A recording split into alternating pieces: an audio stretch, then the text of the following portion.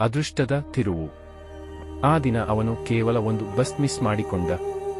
ಆದರೆ ಅದೇ ಅವನ ಜೀವನದ ಅದೃಷ್ಟದ ತಿರುವಾಯಿತು. ಒಬ್ಬ ಯುವಕ ಕೆಲಸದ ಸಂದರ್ಶನಕ್ಕೆ ಹೋಗುತ್ತಿದ್ದ. ತಡವಾದ ಕಾರಣ ಅವನ ಬಸ್ ಕಣ್ಣೆದುರೇ ಹೊರಟು ಹೋಯಿತು.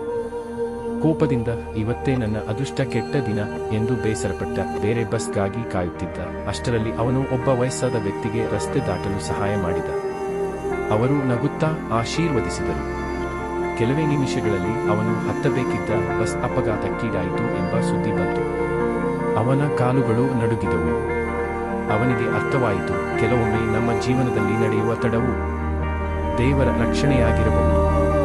ಆ ದಿನದಿಂದ ಅವನು ಯಾವುದೇ ಕಷ್ಟ ಬಂದರೂ ದೂರು ಹೇಳುವುದನ್ನು ಬಿಟ್ಟು ಪ್ರತಿ ಘಟನೆಯಲ್ಲೂ ಒಂದು ಒಳ್ಳೆಯ ಕಾರಣ ಇರುತ್ತದೆ ಎಂದು ನಂಬಿದ. ಈ ಕಥೆ ನಿಮ್ಮ ಮನಸ್ಸಿಗೆ ತಟ್ಟಿದರೆ ಲೈಕ್ ಮಾಡಿ, ಕಮೆಂಟ್ ಮಾಡಿ. ಇಂತಹ ಕನ್ನಡ ಪ್ರೇರಣಾದಾಯಕ ಕಥೆಗಳಿಗಾಗಿ ನಮ್ಮ ಚಾನೆಲ್ ಅನ್ನು ಸಬ್ಸ್ಕ್ರೈಬ್ ಮಾಡಿ. ಮತ್ತೆ ಭೇಟಿಯಾಗೋಣ.